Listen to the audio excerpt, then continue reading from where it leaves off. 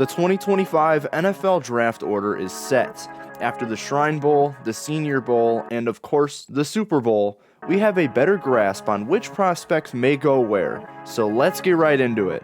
Here we go. The Tennessee Titans said a few weeks ago they are planning to take a generational talent first overall. Some may believe that there are no generational talents available at quarterback here, but I disagree.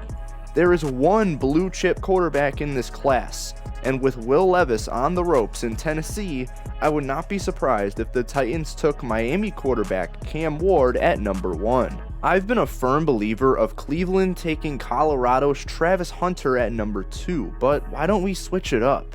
This pick has been trending a different way, with 35.5% of PFF users taking this super athletic edge rusher instead.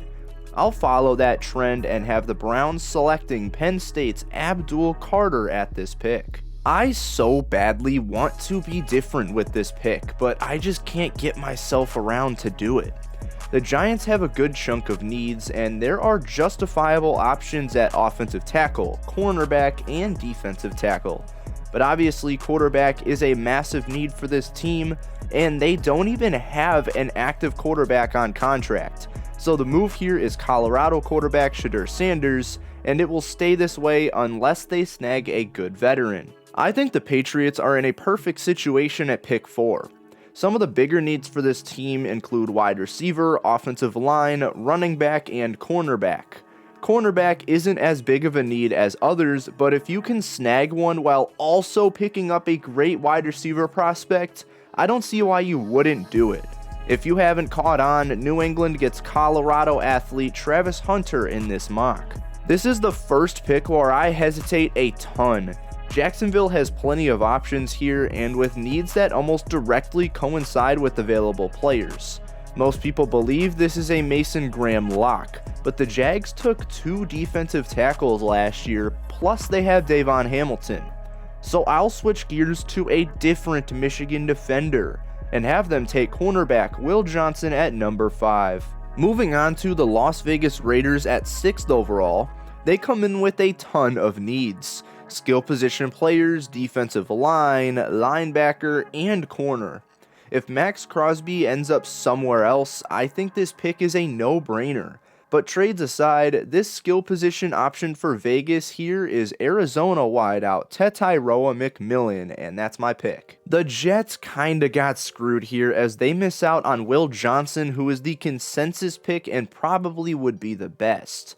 But I think there's another big option here. By running a 4-3 defense, this versatile defensive lineman would come in as a great fit for this team, and he just happens to be a top talent as well. Michigan defensive tackle Mason Graham ends up being the selection here. The Panthers are in a very intriguing situation. They lose out on some of the top talents at their positional need, so it's almost like a reach is inevitable. If they do reach on a player, I think it will be at edge rusher, and this isn't really even a reach. They just probably shouldn't roll forward with Jadeveon Clowney and DJ Wonnum at that position. So in this mock draft, Carolina takes Tennessee edge rusher James Pierce Jr. at 8th overall. I think by the end of this draft process, the Saints could end up with a quarterback at 9th overall. Since that's not the trend yet, I'm going to go down the wide receiver path, so if they get a quarterback later, he has another young option with Chris Olave and Rashid Shaheed already on roster.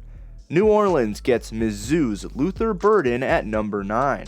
I would love the Chicago Bears to get a running back, but I think one later in the draft would be the better option. Instead, these guys pick up an offensive lineman who has the potential to play both outside and inside at the next level. It's not Kelvin Banks like I had last time. Instead, it's LSU tackle Will Campbell.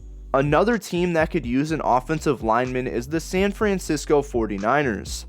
Unlike last time, they have an option that is trending to possibly be a top 10 pick, but they fall outside of the top 10 and the Niners have the option.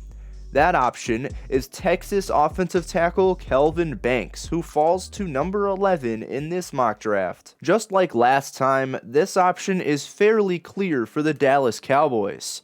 They desperately need some help for Dak Prescott, and that could start by putting a workhorse running back in that backfield.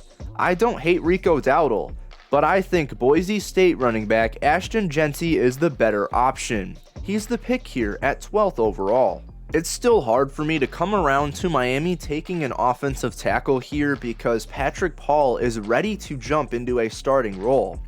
Even if they want to take that position, they should hone in on their 3 free agent safeties and maybe understand that they're not going to retain all of them. One way to keep that core attached is by drafting one, and luckily for them, Georgia safety Malachi Starks is still on the board. The Dolphins get him at 13. I bet the Colts would be satisfied here with who is available at 14th overall. There are several options for them at different positions, but the trends right now go one way. I believe this team is destined for a versatile tight end to help Anthony Richardson's development. Penn State tight end Tyler Warren is the pick here as a result. When I look at Atlanta's roster, I see one position with a ton of needs: edge rusher. Matthew Judon is a free agent along with a couple others, and Arnold Ebiketie has been a disappointment. So the Falcons will look for his replacement, selecting a big stock riser in Marshall edge rusher Mike Green. Moving on to the Arizona Cardinals, they have a couple positional needs, including a sneaky one in offensive tackle. Is it worth having Jonah Williams be the flat-out starter, or should they pick a new guy to star alongside Paris Johnson?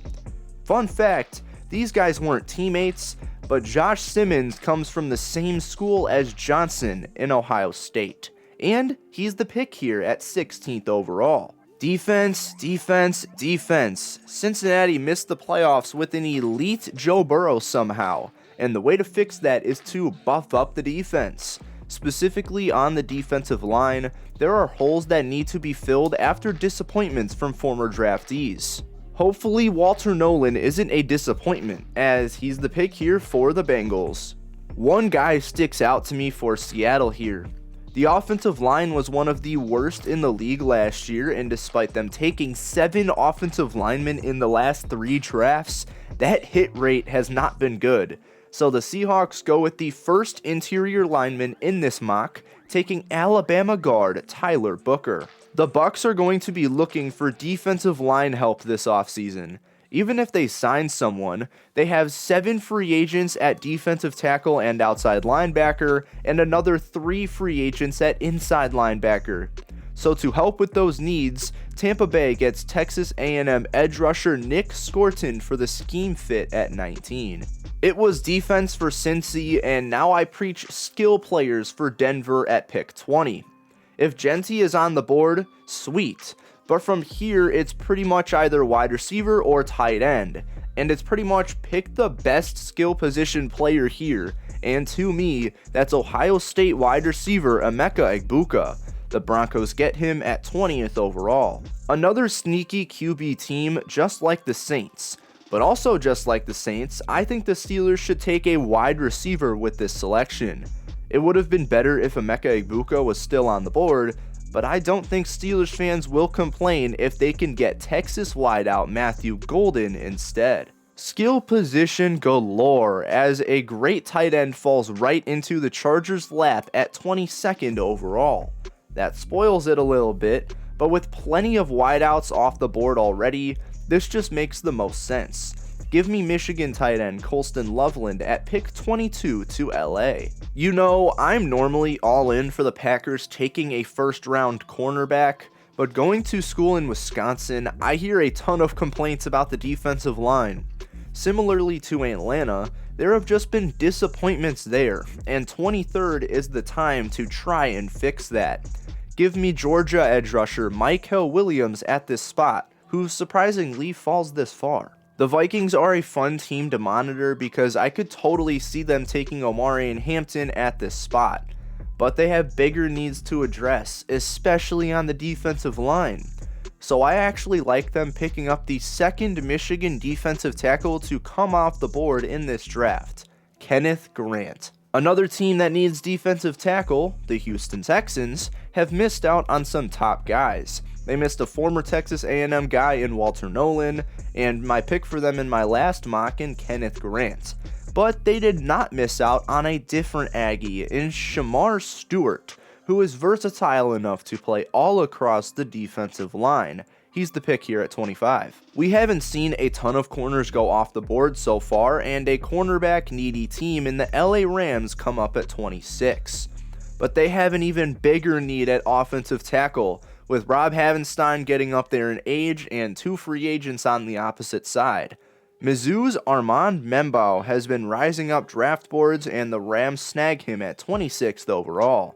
Baltimore is a trade-back candidate because they don't have any major positional needs, but they do have some needs at wideout and offensive tackle, and with Ronnie Stanley hitting free agency, drafting Oregon tackle Josh Connerly Jr. would not be a bad idea. He goes off the board at pick 27. I think you really have one option here for Detroit. Get someone across from Aiden Hutchinson, especially if Hutch has to miss a bit of the season.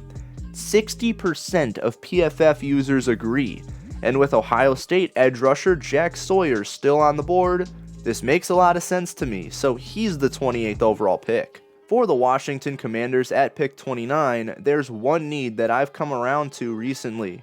Marshawn Lattimore did not look good in his games with Washington, and even Mike Sainristil is playing out of his comfort zone because of that need. So the Commanders go corner here, taking Notre Dame cornerback Benjamin Morrison. Another team that could use a cornerback is the Buffalo Bills, but they could also use a defensive tackle. How much do you truly value at Oliver? Tyleik Williams is available to boost that run defense, but with Texas corner Jahdae Barron still on the board, I don't see how you can pass on him. Buffalo gets him here. Alright Chiefs fans, are you finally noticing that Jawan Taylor was a massive overpay? I think that right tackle spot is their biggest need, and there's one guy who is actually the consensus pick according to Mock Draft Database. So, in this mock draft, the Chiefs get Minnesota offensive tackle Ariante Ursary. Congratulations to the Philadelphia Eagles for winning Super Bowl 59 and securing the last pick of the first round. I mentioned this in my last mock, but Philly taking an edge rusher has been growing on me. They have Josh Sweat hitting free agency and Brandon Graham likely retiring. So, in my eyes, you take an edge rusher here. And the consensus best guy left is Georgia's Jalen Walker, who fits that outside linebacker spot perfectly. Wait, are you not subscribed yet? Well, do it now. I release content like this all the time and would really appreciate your support. I'm Chase Keller from Chase Keller Journalism, and I will see you all next time.